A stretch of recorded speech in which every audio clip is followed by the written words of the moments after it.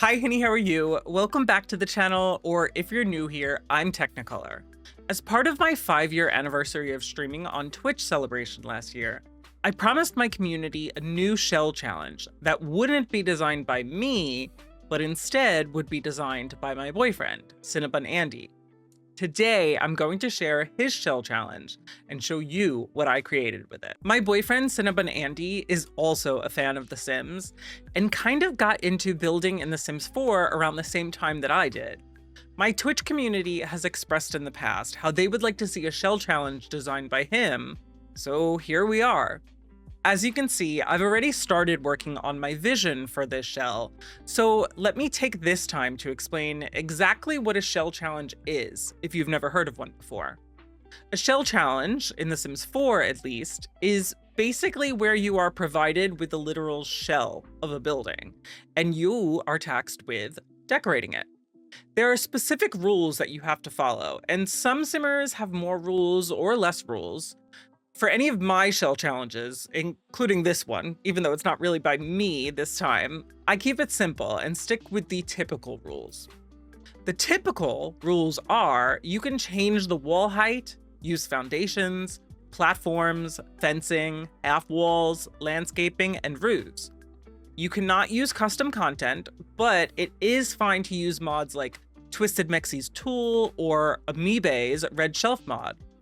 The most important rule is just don't touch the walls. So you can't change any of the existing walls in the shell, nor can you add any new exterior walls. You can add interior walls. Pretty much everything else is fair game. You just download the lot off of the gallery and then turn it into whatever you want, really. A house, a restaurant, whatever. I'm lucky enough to have all of the packs, so you don't need to worry about limiting yourself to specific packs either. The only extra rule that Andy has for this shell is that since there's a floating room, you cannot move it. You can shift it up or down using the foundation arrows, and you can move it with the whole lot, but you can't move it individually from the 2-story building. I will say though, I've noticed that people can get really intimidated by shell challenges and building in The Sims, just in general. Not every simmer is a builder, and you don't have to be. Some simmers are so incredibly talented in designing truly beautiful Sims in Create-A-Sim. Not me. There's really no right or wrong way to play the game. When it comes to shell challenges, the main point, at least in my opinion, is for people to have fun with it. Be creative. Look at the shell, think about what you think it could be, and then make that. Again, just don't mess with the existing walls. I have had people turn my own shells into shopping centers, museums, theme parks, so many things. I usually just make a house.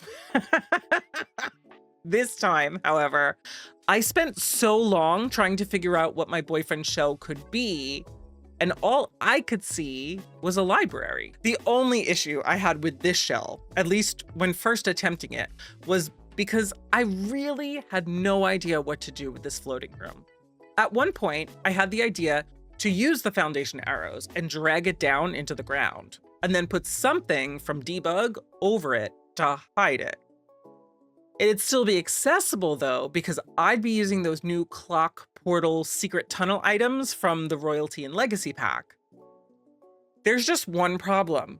You cannot actually see the room if it's sunk into the ground and something from debug is covering it. The item I'm using here is actually a fountain from debug and was my official choice to cover the floating room. Once I found out that my plan wasn't going to work, I decided that avoiding the floating room also wasn't going to work, and I should just embrace it. That's when I had the idea to incorporate it into this fountain. In the end, it looks like an actual extension of the fountain, which I love. I did test out a few things like adding in a wall fountain before deciding to open the entire room using the newer glass walls. With that, I added those whale sculptures and a little fountain to the inside with that sort of word sculpture. It was my idea that this could sort of act as signage in a way. let people know what this building is. And again, this is fully before I knew what this library was going to look like on the inside. I also added a few jellyfish hanging lights to add to the aquatic theming. Focusing back on the overall exterior, now that I had that pesky floating room figured out, I wanted to kind of plan walkways in areas where there could be gathering spaces or maybe a little playground. I think this is around when I had decided that based on the theming of the floating room, I could lean into that and maybe build a children's library or a kind of hybrid. One floor for children and the other for adults. You'll also have noticed by now that we just magically have roofing on the shell. No joke, I spent maybe an entire half hour on roofing, and even with the footage sped up, you'd still be watching me work on a roof for quite a while. So I've decided to yank that part out of the video. Originally, though, the plan was to have fencing on the first level to make sort of balcony spaces, but there wasn't actually a ton of room for balconies. Plus, since Andy decided to add round walls to this shell, it was a nightmare trying to add fencing to this, so I opted to just add roofing all around. Thinking about it now, the roofing feels fairly simple, but because the individual pieces need to be a bit smaller and I wanted overhangs, it turned into a difficult task to avoid clipping. I'd even made a perfect-ish roof, and then when I added roof trim, those were clipping. So I had to go through my options until I found a trim I liked that wasn't going to have any clipping. For the overall exterior, though, I knew that we had a fair amount of room on the side of the lot, so I wanted to have two distinct areas for Sims to either read or sit outside. Since a chess table is a requirement for the library lot type, ultimately, I decided these two rectangular spaces would become covered spaces for chess tables. I am in love with those new floor items that can tile from Royalty and Legacy, similar to the crystal clear one from Island Living. Those acted as our cover, and then I used two different sort of dividers from both Royalty and Legacy, and I believe Modern Retreat. The wall dividers themselves on the far side give more privacy to library patrons, and the standing dividers on the other side more act as decor. While I'm working on more of the exterior, I thought I'd take some time to talk about some Sims news you may have missed out on or might need an update on. Last year, we found out that EA, or Electronic Arts, the publisher of The Sims, will be going private in a $55 million sale later this year. This might not really sound like a big deal, but for a lot of us Simmers, this is very disappointing news. The Sims has become known for its inclusivity and for including packs that focus on bringing much needed representation to underrepresented communities. This sale is disappointing because the buyers seem to counter those core values of The Sims, which has led to many Simmers actively boycotting the game or just newer packs in the hopes that it will send a message to EA. Plus, the sale, if it officially goes through this summer, could become the biggest leveraged buyout to date, if I'm understanding correctly.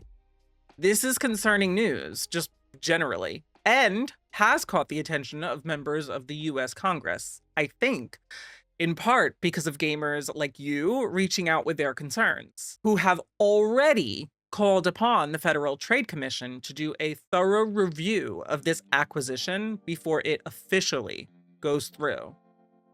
I don't think it's my position to tell you how to feel about this sale, but I do urge you to do your own research and let The Sims, EA, and your local representatives know your position.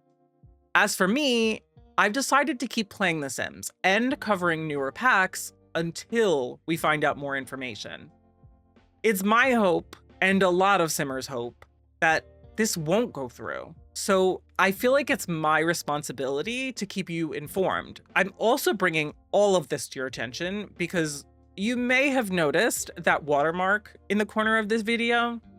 As of November 2023, I have been in the Sims Creator Program and the EA Creator Network. I'm not paid to play The Sims or even cover the packs, though I do sometimes receive packs for free, including with early access, to explore new releases and make content that I hope helps you decide if a pack is worth your money.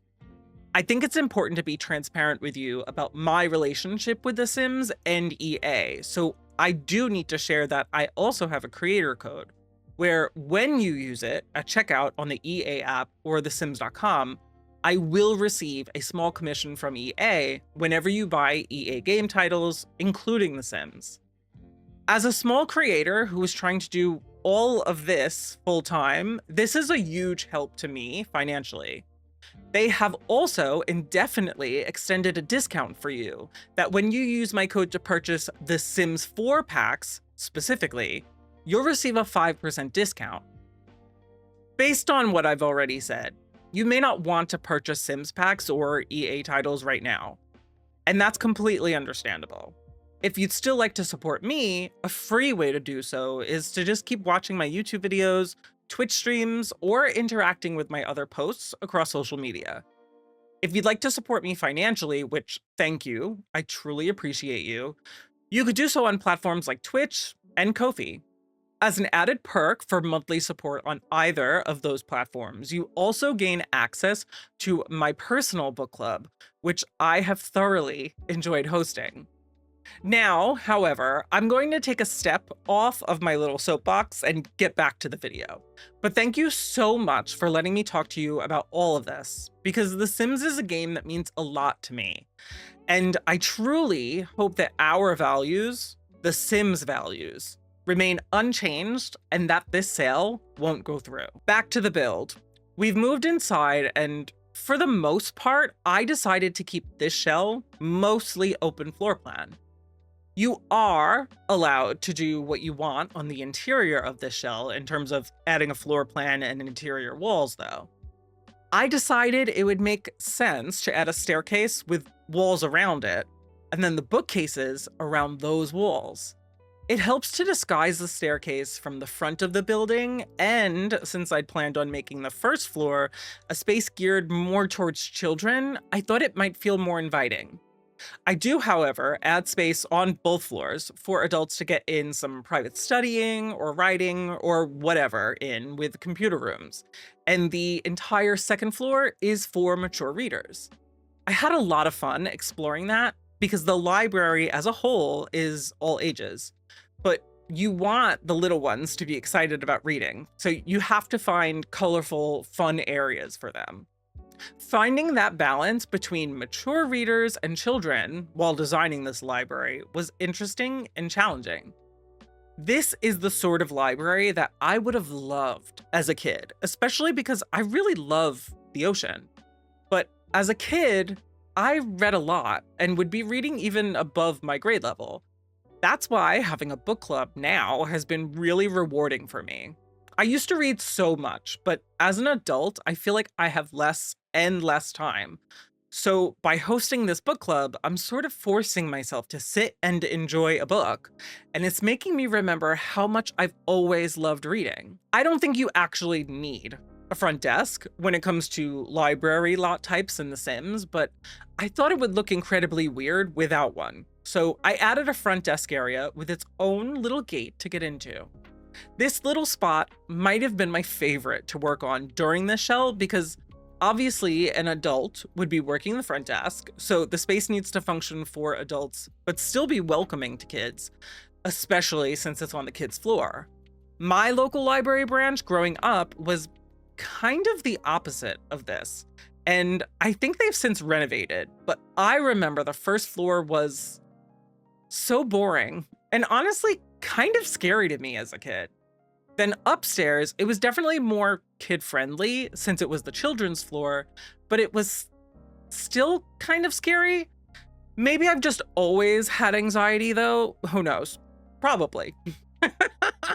So I just wanted this library to kind of be like what I would have wanted as a kid. And these bookshelves from Growing Together are perfect for this. I've actually wanted to build a library with these bookshelves ever since Growing Together released, but never really found the time or inspiration. So it's kind of funny that a shell challenge is ultimately what got me to do it. It also took me a little bit of time to decide exactly where I wanted windows to be placed in this shell. Obviously, we have rounded walls, which are made of glass, at least on the first floor. I decided to remove the second floor glass walls because I didn't like that you'd see inside the roofing from the interior of the build. This is how I found out that those high school years windows work beautifully on rounded walls, which we can't say about a lot of windows in the game. Other than those, I mostly just use the businesses and hobbies windows everywhere else, which match the door, also from that pack. I tend to use this pack a lot, so I may need to put myself on a little businesses and hobbies timeout and start using others. You'll notice that upstairs, and I think just upstairs, I had to avoid walling off the octagonal room. As soon as you would wall it off entirely, you'd run into issues with roofing clipping inside. I think a lot of newer builders might freak out when this happens, but it's kind of just a quirk of the game, and I'm gonna be so real with you, I don't really know why it happens. I know how to work around it, mostly, but because I was using rounded roof pieces and pieces that I wasn't able to make smaller just because of the awkwardness of the shell itself, I couldn't really do anything about it here. To avoid the issue, I simply opted not to fully wall in the room and instead had just one wall piece for the door and then used those wall dividers again to just pretend like we had a fully walled off room. It gives privacy, but also allows airflow and makes that smaller space feel less claustrophobic. Another thing that a library lot type requires is waste disposal, and, well, some of the wall-mounted trash chutes could be mistaken for a book return slot. So I went ahead and made that a thing by including the waste disposal chute. Outside and on the inside, I put this debug mechanical thing. It's painted and is colorful, so it definitely fits into the theming of this floor, and it's obviously not going to function as a book return. But visually, it could be one. Back outside, I decided to actually build out those little chess table areas, and then behind the fountain, I thought it would be nice to include a small playground. I spent a lot of time on the playground and cut the footage down significantly because I just kept rearranging it until it looked like enough space. Otherwise, kids would come down the slide and likely slam into the fence or the building, which I figured probably wasn't a good idea. I also decided to make this space a little safer for the kids running around by using that new sandy flooring from the SpongeBob kit and by adding a taller fence and a small gate to get into this area. Now, before we finish off this spot and we move on to designing more of the indoor activity spaces, I need to tell you something that is funny now, but was certainly not funny in the moment.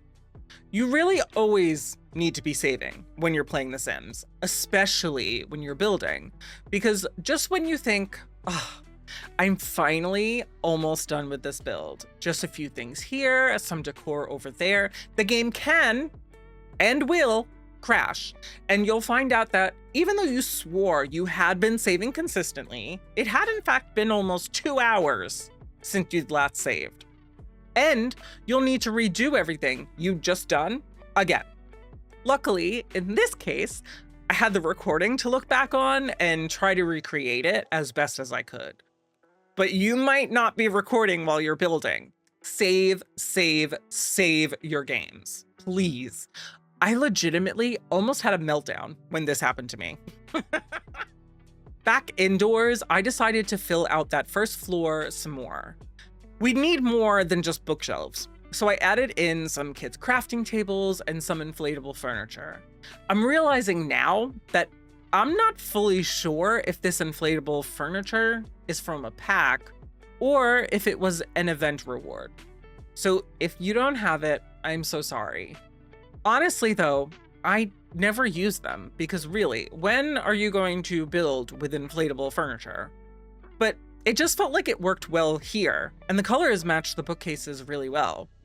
I also figured it made sense to kind of designate certain areas for play or creativity and others for reading or quiet spaces. Moving upstairs, we finally begin working on the mature reader section.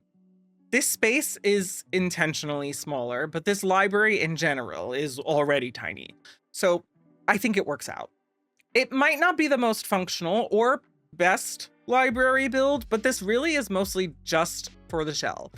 I don't really intend on playing in this build, so this floor is definitely a lot tighter than it is downstairs. A lot of that is because of the bathroom, which I did cut out from the video. I could have made it a little smaller if I had chosen bathroom objects with a smaller footprint, but I thought it made sense to use the stall and baby changing table here. As for the rest of this floor, I wanted to focus on it being a quieter place for adults to sit and read and look through the library's catalog. I also spent this time working on the 2 private computer rooms, and I used items from the Modern Retreat Kit again to pull it all together. The bookcases themselves are from Businesses and Hobbies, and I really like these ones because they're rather tall and simple. Plus, they artfully arrange the books, which might not be a library's first priority, but since this is The Sims, it doesn't really matter too much. I think this might be around the time the game actually crashed, too. So you can see, I really didn't have that much more to work on before that whole debacle. Around now, we're really putting the final details around the entire build. So I'm adding in some things like a kind of security TV or a promotional TV by the reception desk, some fire extinguishers, and nicer lighting than just the overhead puck lights. I also decided to include an aquarium, also from SpongeBob, but then I got worried about the fish, which are not real since this is a game. I thought they might get too much sun exposure being right by the window, so I opted for some blinds and then distributed those around the entire building. I also spent more time adding a bit more to the lot in terms of landscaping. I had originally kind of intended to maybe have some cacti or things like that in that sandy border around the lot, but it didn't feel large enough to do that in practice. It also probably is unwise to surround a children's library and sort of playground area with like a cactus type of plant. Instead, I made some sort of planters using low fencing around a few trees. In debug, there's also these actual sort of planter items that you can use. So I used one of those here in the front on the side and just put plants and flowers on top of it. In the back, you can see where the round walls decided to do their round wall thing and make the flooring impossible to paint around it. So I tried to hide that as best as I could with different flower pots and stuff. You can definitely see the grass, and I'm honestly only realizing now, in this moment, that I probably could have just found terrain paint that blended in better to address this issue. But here we are. This is my submission for CinnabonAndy's shell challenge. If you'd like to build something for this shell challenge, you can download it off of the gallery by either searching my EA ID, Teknikolour, or the hashtag for the challenge, CinnabonAndy shell. Just as a quick reminder, you can use any pack, change wall height, use foundations, fencing, half walls, landscaping, platforms, roofs. No custom content is allowed, but you can use things like Tool or the Red Shelf mod. Just don't touch the existing walls. For the floating room, you cannot move it, though you can move the entire lot as a whole as needed. You can only shift it up and down using the foundational arrows. Once you're done, upload your build to the gallery using the hashtag CinnabonAndyShell, and if you can, be sure to come to my Twitch stream on March 14th, starting at 2 p.m. EDT, to see me tour the builds. So here we are in the game, and this is my finished submission to CinnabonAndy Shell. And this is my library, which I called Jellyfish Readers. And I think it's really cute because we're using this fountain and obviously some more nautical themed things just around the entire build.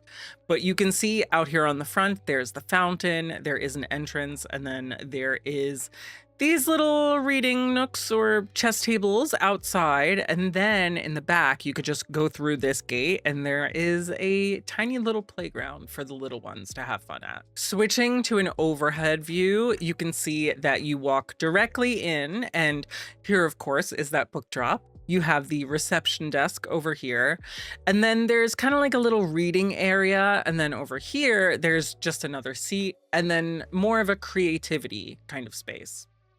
Over in this little spot, you have a computer, so you can do some work or studying or whatever, and there is a matching one that is upstairs. And then the adults floor upstairs is just a little more subdued.